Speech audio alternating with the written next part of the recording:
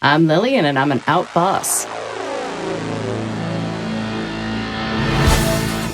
Hello, Out Bosses. Rhodes Perry here, and welcome to this week's episode of The Out Entrepreneur, a weekly podcast where I get to interview today's most inspiring LGBTQ bosses crushing it in business. And on this week's episode, I am super thrilled to be inviting to the show a local Portland podcaster and small business owner, Lillian Karabaic. So Lillian, welcome to the show. Welcome. Thanks for having me. Yeah. I'm really excited. So for our guests who are not familiar with your background, I just want to kind of give them a little glimpse of who you are, and then we'll just jump into the questions.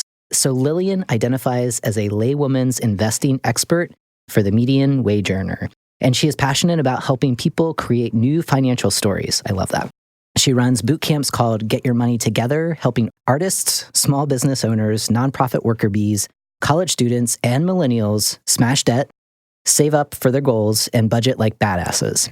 So she is also the podcast host of the popular podcast, Oh My Dollar, which with the Out Entrepreneur was recently featured in Forbes. Yeah, that was such a delight to have that happen like a day before I was coming in. Because we set up this interview like probably 5 months ago. And then Yeah. I also forgot that I was going to be in Forbes too, because he emailed me ages ago. So yeah, I don't even know if it was John for Debt for You Guys. Debt for You Guys. It was Thank Debt you. for Guys. Yeah.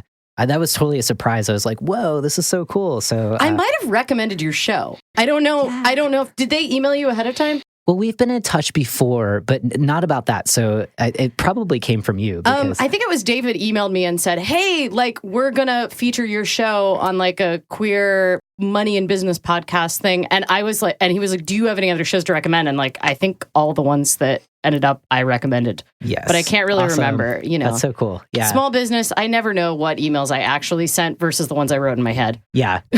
No, I get it. I'm there with you. So on that note, I'm really excited to learn a little bit more about all that you're doing around just being a money financial management guru.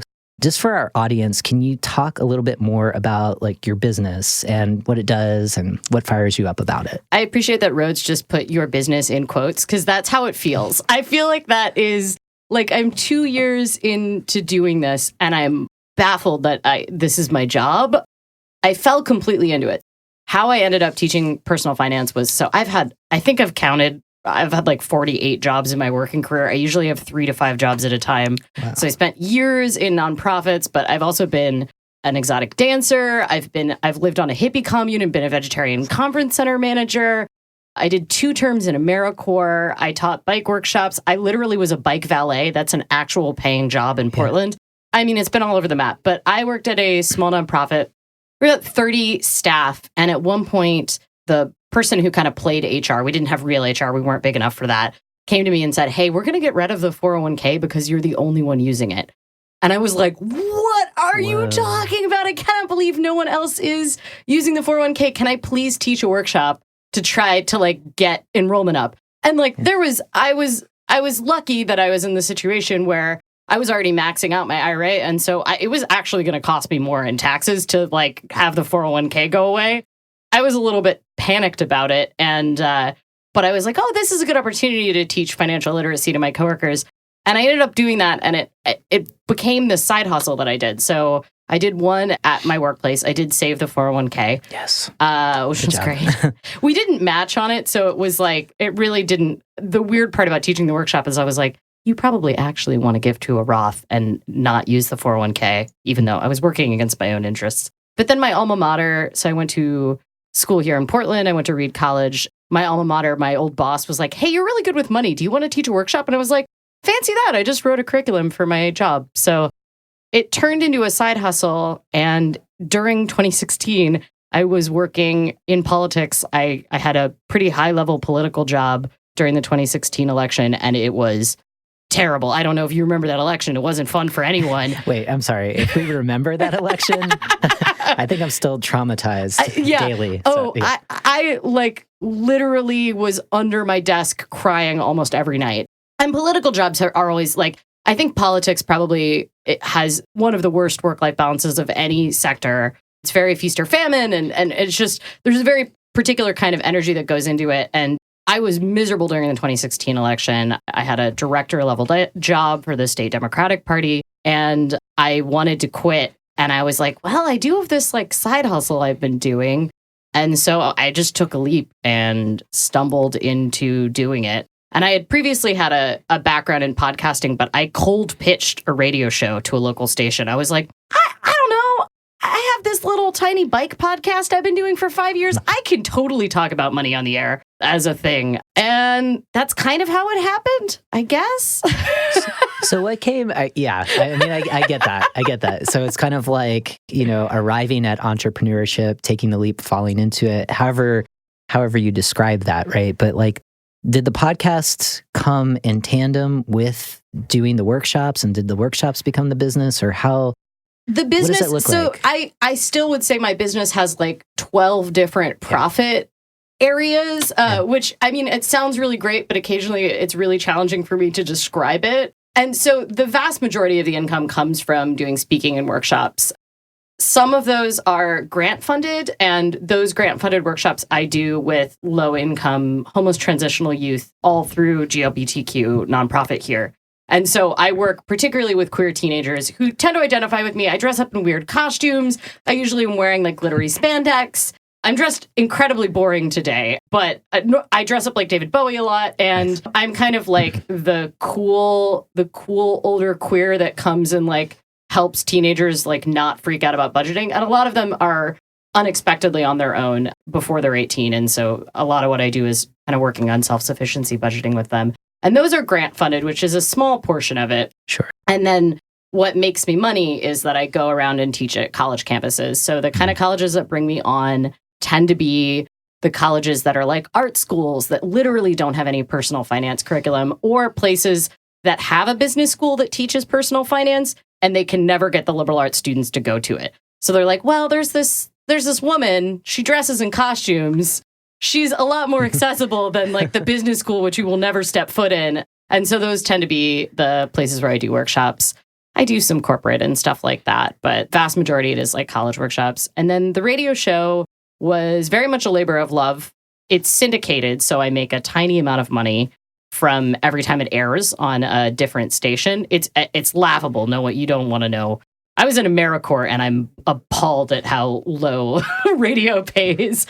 But we also have advertisers, and then we have monthly backers on Patreon, and the Patreon backers get perks of cat stickers and lots of other various things. And those folks make it possible for me to like pay my editor and my producer and everything. Yeah. So, I mean, what you're doing, especially through the grant-funded work, is so important around financial literacy and really making sure younger people understand how to make money work for them, how to stretch a dollar and things like that. And what's the one thing that surprises you the most when you're working with young people, or if you're working with fellow business owners around like what we don't know about money that we should? Oh, I mean, I think one of the things that I see is that people carry around so much shame that's prevented them from having conversations and asking questions about it. And there's so many like misconceptions, but I think the most predominant thing that I've noticed is that it's usually a fear of being seen as like ignorant or having to like address the money scripts that they're carrying around that have prevented them. But like literally no one comes out of the womb knowing what a Roth IRA is. Like you have to learn this stuff. Financial management must be learned and it must be practiced. And it's also not a trophy that you win once and you put on a shelf and you're done for the rest of your life, right? Right. And I think that one of the things that has struck me is across all demographics, everyone that I teach, a lot of folks are like, oh, I really should have figured this out years ago. And I hear the same thing from 16-year-olds as I do from people in their 40s. Like across the board, I hear like I feel so bad that I don't have this figured out. And you hear it more and more I hear it a lot from business owners and freelancers who like, I know a lot of people who deal with very large budgets and manage staff who their personal finances in shambles. Mm-hmm. And it's largely because they feel bad that they haven't taken the same approach to the way that they handle money in their business. Yeah, I think that shame piece is huge. And I liked when I was reading about your background and you had mentioned it, just kind of changing the story, changing the script that you've written for yourself about your relationship to money, right? Do you do any kind of like one-on-one coaching? Because I'm thinking of our audience, fellow business owners. And do you work with people around that mindset piece? One, it's a huge part of the workshops that I do. And I tend to be like, I'm pretty analytical. I'm very data-based despite the costumes. But I realized you actually can't do any of the work on money without doing kind of this hippy-dippy, like, let's talk about your values and let's talk about the baggage you're definitely carrying around about money that from your upbringing that you like didn't realize you were holding on to. I reluctantly have ended up as a coach. I think one of the things that was stressful for me is, so I'm also a certified tax preparer, and I think one of the things that was challenging for me is that I was like, oh, I just want to do your taxes for you. But it turns out that that's like 90% of the time people think that's what they want. But actually what they want to do is sit down and have like a therapy conversation about money. And it's easier to get people to talk about their sex lives than it is to get them to talk about how much is in their bank account. It's across the board. So many people have so much baggage built up about it. Which, thanks society for that.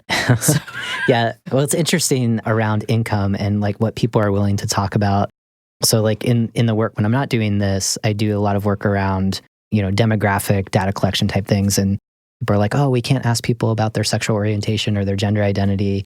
And I was like, actually, like in the research, people are less likely to be honest about their incomes than these other kind of aspects of identity. Yep. I also feel like with sexuality, I think it's really interesting because I feel like I've gotten less confident about how to define my sexuality over the years and also less confident about what my income is. Because part of being a business owner is I'm like, I don't know, I'll let you know when I get to taxes and I know what the write-off is, what my adjusted gross income is.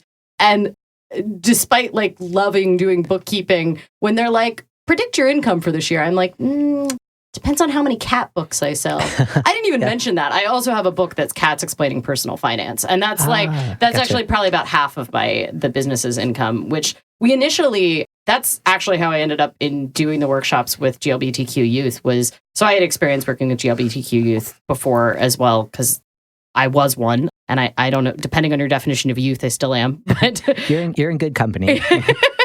But yeah, we did a Kickstarter to fund this cat-filled personal finance book. It's filled with puns. It's literally filled with puns. Yeah. And part of the Kickstarter was that you could get either a physical copy of the book or you could get an ebook, and then you could donate one to low-income youth.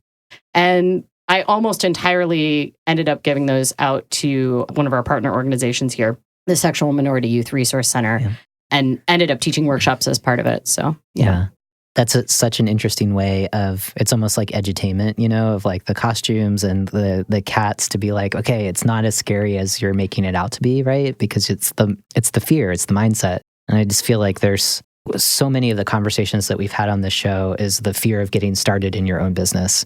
And a big piece of that is the money piece, right? Is that predictable income and what you're kind of, if you have been employed by someone else, you're letting go of that kind of security, the false security of like, I have a consistent paycheck on however often you get it. And that could be taken away. It's an illusion, right? That could be taken away at any point. It's this, when you're doing it yourself, you feel it every day of like, okay, I don't know where the revenue streams are coming in. Or, as you go along and you've been doing this for a couple of years now, you start to see, you have more data to play with. Yeah. And you kind of see the cycles of how this all works out. I think as someone who's always had like multiple jobs, I have like so rarely been trapped in the like concept of like, oh, this one employer is like gonna, and that's largely because I worked at like small nonprofits. And so I had to always find the funding to fund my own position. And, like I was stuck in this constant loop of like writing the grant so I could do the actual work that I wanted to do, which is how I ended up as a grant writer, was like purely because I was like sick of, like, I was like, might as well use the skill that I've developed in order to like get a paycheck for myself.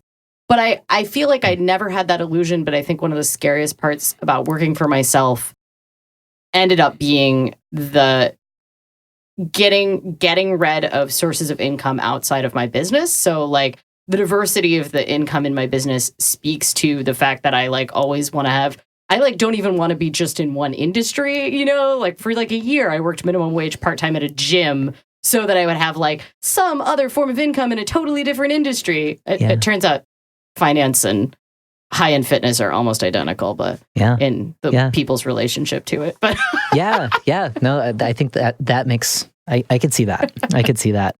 I have one more question on this piece of like talking more about your business, and then we'll talk about more of what brings you to the Rainbow family. just right now, with all that you're doing, I like that you have many different revenue streams and that continues to grow. Like, what's the one thing right now that is lighting you up in what you're doing? As far as like things that I'm working on, it's the thing that makes me no money, of course, which is I absolutely love doing the workshops and it's the funnest part for me. I hate the sales cycle for it. But like actually teaching in front of a room of people, I love. And that does make me good money. I just hate doing the sales for it, which isn't that I hate sales. I just hate having to find people to sell to. Yeah. But the thing that I'm just super into this year is actually YouTube. So I produce a podcast and a radio show every week, but I have been, one of the things that I noticed is with the youth I worked with, especially, they would go to a workshop and then they would be like, hey, do you have like a YouTube channel? And I'd be like, it's so funny. That's the first thing you assume that I have. And part of it might be that like I dress in ridiculous costumes. And so I'm pretty visually like interesting when I am giving a workshop generally. And so I guess they assume that I'm YouTube, but it's largely like youth use YouTube as a search engine. That's how they find out how to do. They go watch videos before they go to high school about first day of high school and they search, I learned how to tie a tie from the internet, but I didn't learn it from YouTube because that didn't, exist back then. But I like learned from diagrams. They use it as a search engine. And so one of the things that's been really fun for me is just finding ways to make weird YouTube content that does actually address financial questions. And one of the weird series I'm working on right now, which isn't out yet, but it might be out by the time the show airs, is called Macroeconomics for Muggles. And I'm a big Harry Potter nerd. I served on the board of the Harry Potter Alliance that trains youth to be activists using the power of fandom for several years. And yeah, they're a great organization. I can brag about them all I want because I was just on the board. I didn't do any actual work. I just did the finances. But yeah, so I'm a big Harry Potter nerd. I've sung with wizard rock bands. Like I've stage dived into thousands of screaming teenage girls in wizard cloaks. Wow. And I've had a weird life. But one of the things that I have always been really interested in is the macroeconomics in the Harry Potter universe. I have never thought about the macroeconomics in the Harry Potter universe. Why does a wand only cost 7 galleons? That is the question. You buy it once, you need it for everything. Everyone needs one, and only 2 people in the world can make it. It costs less than getting a bunch of candy does on the Hogwarts Express. Anyway, it doesn't make any sense. Question. And J.K. Rowling has straight up admitted that she just doesn't understand economics, which is why all the economics in the book is broken. So I've done like a couple workshops on the Potterverse economics that have been for a Harry Potter audience. So like at big fan cons and stuff like that. But I decided, this could be a really good YouTube series. Because I had a lot of people be like, I want this to be an online course. And I was like, I'm not going to charge you money for me to talk to you about a fictional universe's macroeconomics. But I'm kind of using it as an explainer to understand basic macroeconomics. So you can walk in with a knowledge of Harry Potter and no knowledge of macroeconomics and learn about like how exchange rates work and what is a Federal Reserve currency and things like that. Yeah. Which is just, it's been super fun. It's also really silly. Like I have to crack a lot of jokes to make macroeconomics and Harry Potter interesting. But I got to put all those wizard cloaks that I have to use. So that's amazing. I mean, the YouTube itself is, you're right. I mean, for younger people, and I think trending, definitely people of my generation and older, going to YouTube just to be like, okay, I need to learn about this thing. And I think for many of us, not everybody, right? But many of us are visual learners. And it makes things easier to kind of digest, especially in a world where we're constantly inundated with text and more email and things like that. So it kind of breaks up like, I need a video, I need a visual for this. And yeah, I mean, I also like doing it because I actually just do literal shit posts. Like I did one that was just me. It was like a day in the life as I tried to move all my files over from my old computer to my new computer and me descending into madness as I learned I'm terrible at naming files. I had 100 files named untitled_.rtf. Yeah. All with no no consistency in what was in them. I'm a Virgo, so I'm having like an organizational meltdown right now. But I think it's really funny because I work in audio production, so like obviously file organization is really important. My budget would never be out of like all of my spreadsheets, all my accounting would be perfect. Files is just apparently where the chaos in my mind goes. Anyway, if you want to watch me melt down, I think it's called I Suck at Naming Files. Yeah. It's watching me slowly descend into chaos over 18 hours. Yeah. But there's a good victory. One, not only did I move the files over, two, I took all of my folder icons and I made them beautiful gradient icons and like a gorgeous gradient file structure on my Mac. Ooh, I like that. So it's like Marie Kondo, right? Like kind of channeling for the digital universe, like tidying up. I published that video like shortly after the Kondo TV, and I was like, man, I could have capitalized on the trend by like naming it Kondoing my files. Yeah, but that could be like the next iteration, right? You know? Yeah, I mean, I can always just rename it and see if YouTube picks it up. But. Yeah. Very cool. Very cool. Okay, so we're going to go to a quick sponsorship break. And when we come back, we're going to talk more about what brings you to the Rainbow family. Hey, Outbosses. Rhodes Perry here.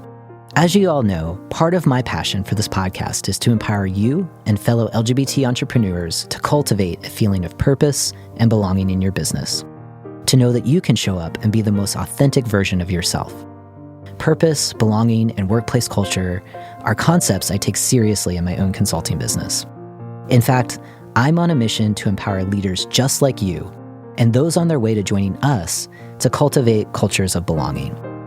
In my upcoming book, Belonging at Work, I share some of my personal struggles of coming out as a trans guy in the workplace and how I leverage this experience as one of my business superpowers. Now, I'm on a mission to support you in taking simple actions that will make a world of difference for anyone who has ever felt as if they needed to hide important aspects of themselves on the job. When you commit to purchasing a special, limited edition copy of the book, a portion of your purchase will support expanding workplace opportunities for fellow transgender and non-binary people. An added bonus, your story about what it means to belong at work will be featured on the book's website to inspire others. You're ready to belong at work now. To learn more, visit rhodesonamazon.com or text 444-999 and type the word belong. Again, that's rhodesonamazon.com or text 444-999 and type belong. So Lillian, we are back, and I wanted to talk a little bit about what brings you to the Rainbow family in the context of being a business owner, the workplace.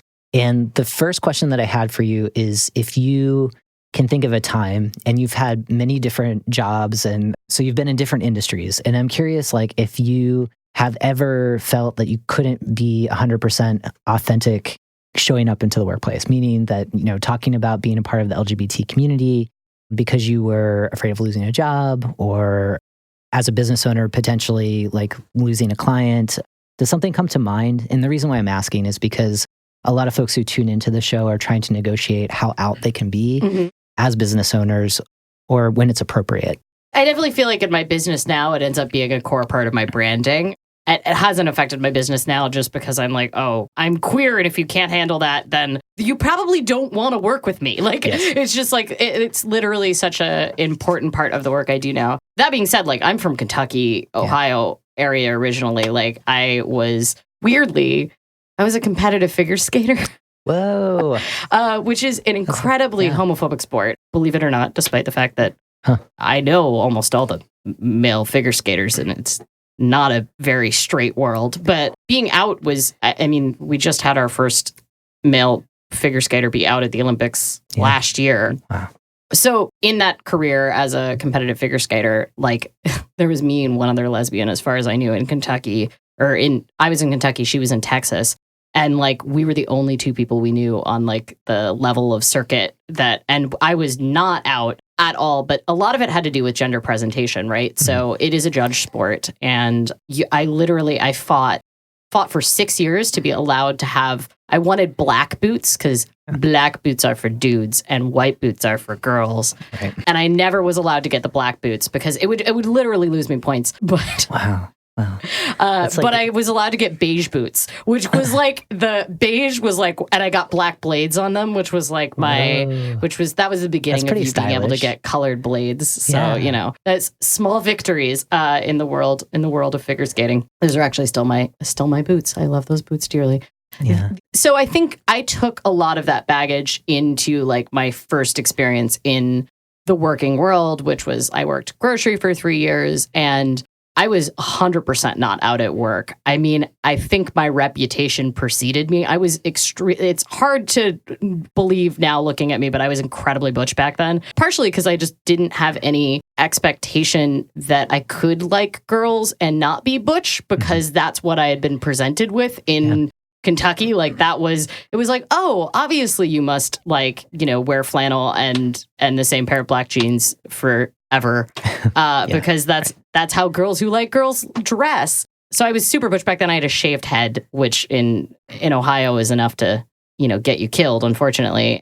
And I definitely remember multiple scenarios where we hired another person at the grocery store I worked at who was also gay, and she was like, at one point she pulled me aside and she's like, you need to stop using gender neutral pronouns with me. I can tell that you're gay, because I'm always like, oh, my friend and I we went there this weekend, my friend and I, and she's like, we're fam, we know. But we did have I remember there was a moment where we had a really big meeting in that grocery store where they had this huge announcement that now domestic partners could be covered under the health insurance. And this is like 2003 or 2004. So it was notable back then. Yeah. And there was such a moment of like, everybody in the room knows who this is for as a meeting.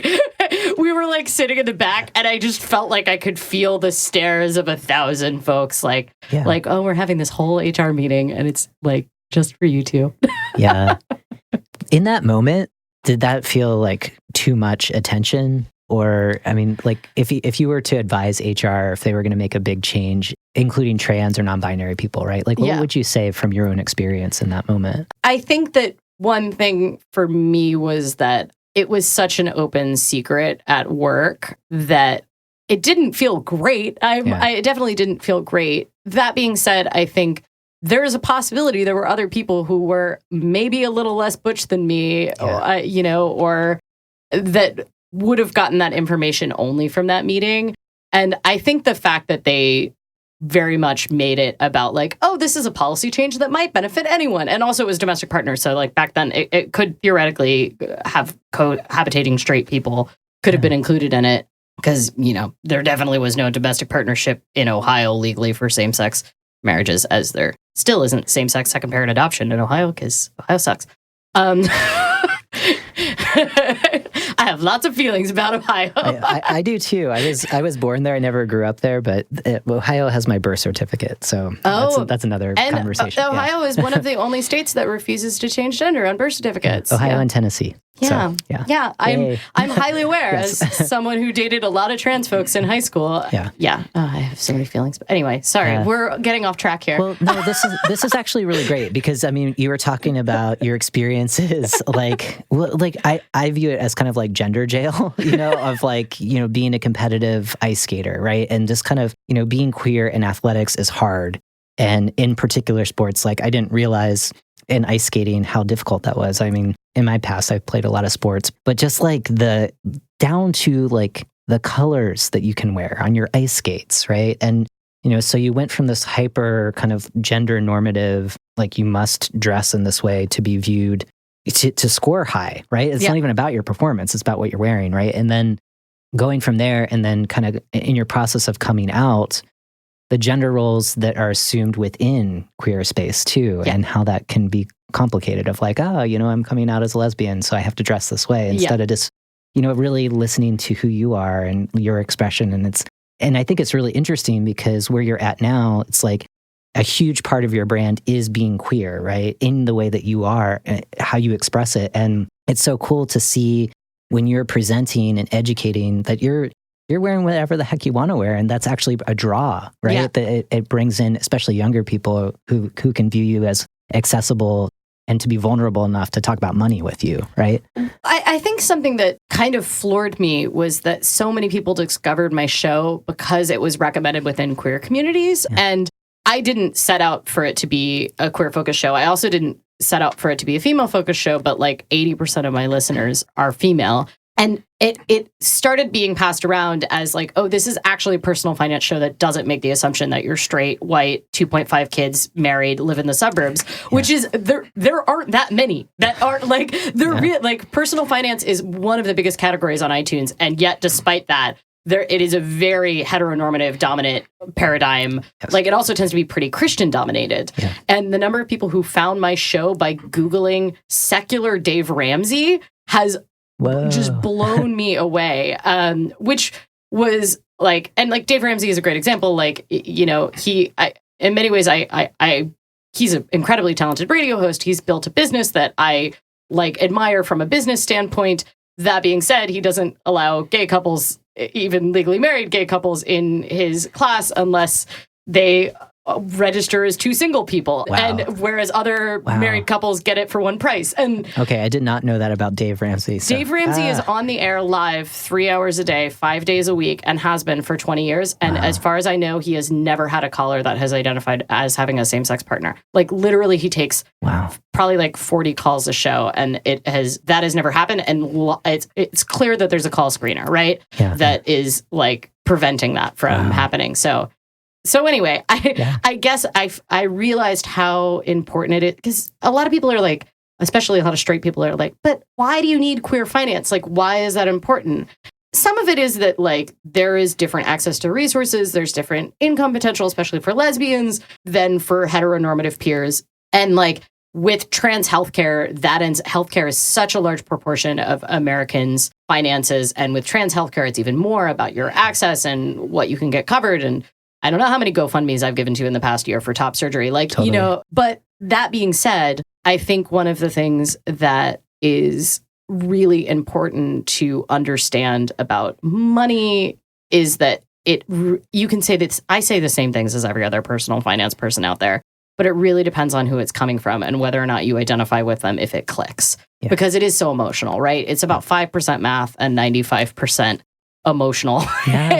And if you don't feel like you're being spoken to in your language, then it ends up feeling like it doesn't apply to you, even if like the concepts are the same, right? Yes. And so even if the nitty gritty doesn't end up being that different, spend less than you earn, pay off debt, contribute to your retirement plan. Like it's like it's not like rocket science, but if you don't feel like you identify with the person giving that advice, it's really easy to shut down because it is so emotional. Yeah. And I think that piece that brings it together for you and the folks that work with you is the trust piece, right? I mean, that is so huge. And I know when I was trying to figure out my own finances, I'm like, who can I work with? Because it's a field that is dominated by the Dave Ramseys, I guess, out there. And for me, it was really amazing to find a financial advisor who we've had on the show before, Sandy Eichel, who's queer, you know, and she gets it, and she works with folks who have been advocates, like LGBT advocates in the movement for a long time, and didn't even start thinking about kind of next steps for retirement until their 40s or 50s, you know, so,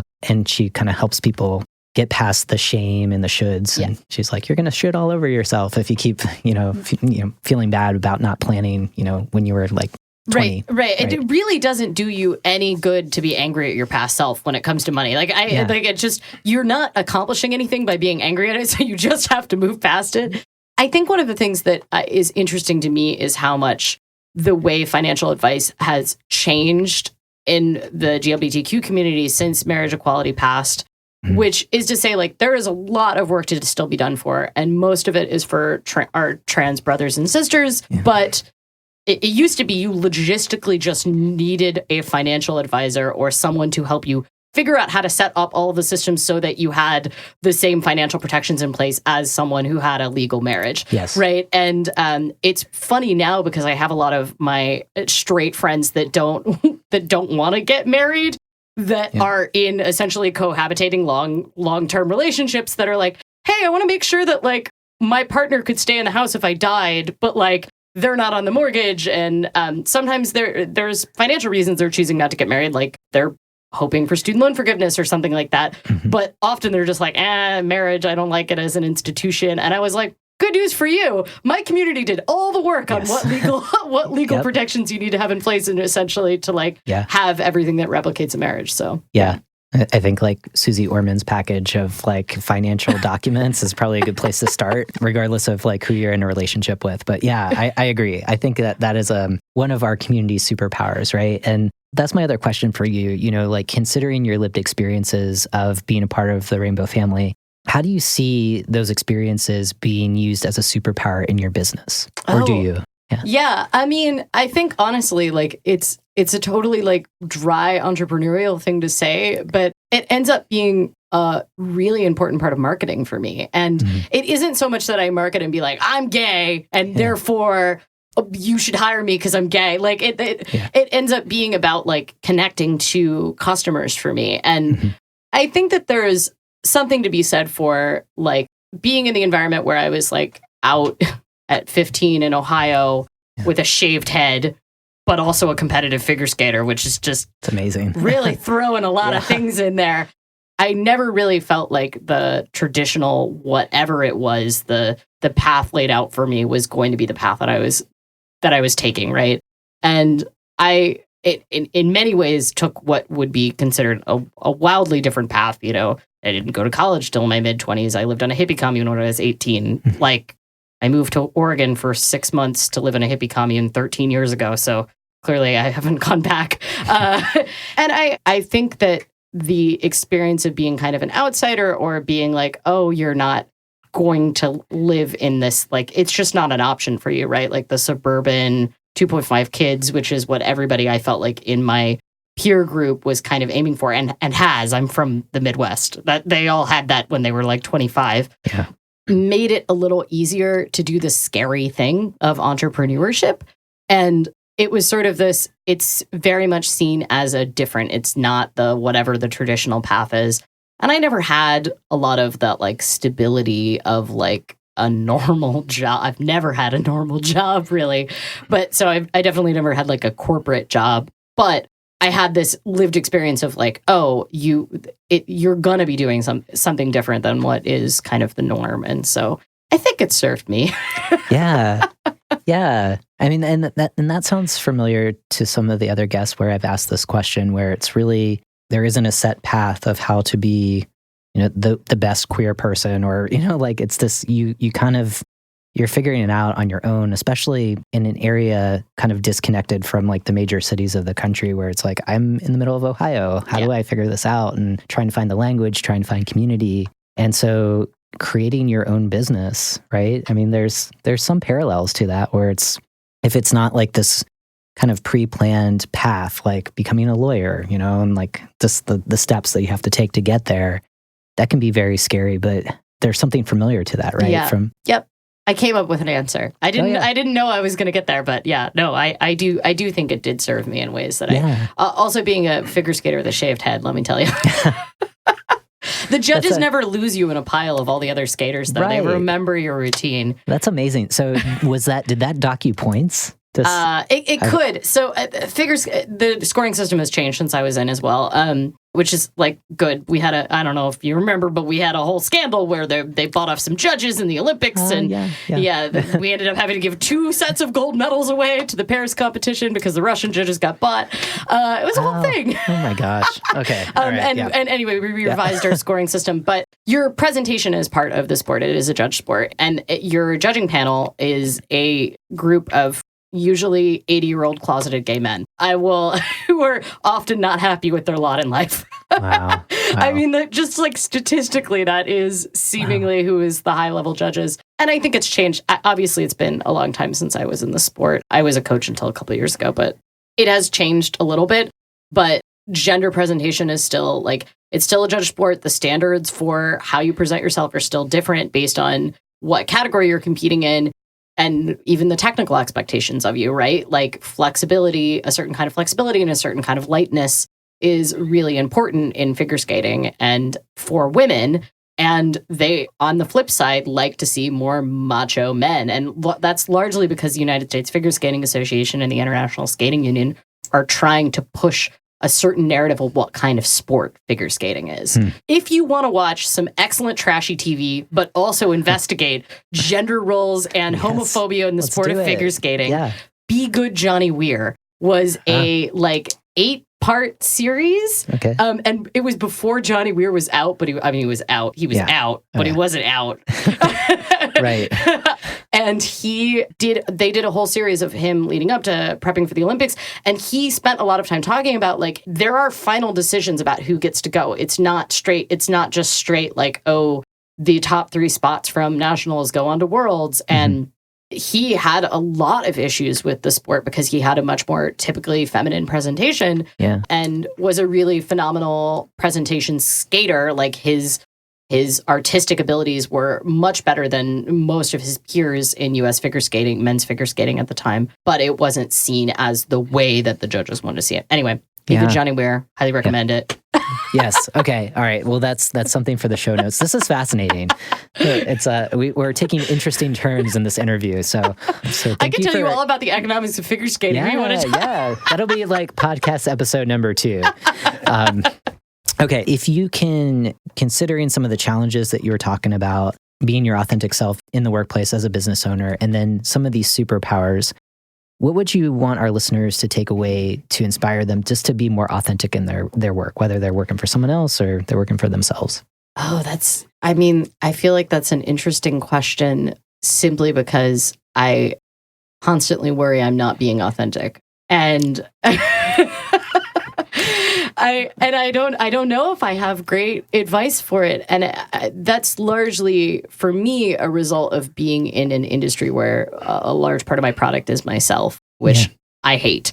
And there's a point at which authenticity can be bottled and sold. And also there's a point at which, like, there is a belief that if you're being overtly queer, then somehow you're authentic, and that, like, it doesn't matter if that's not actually true.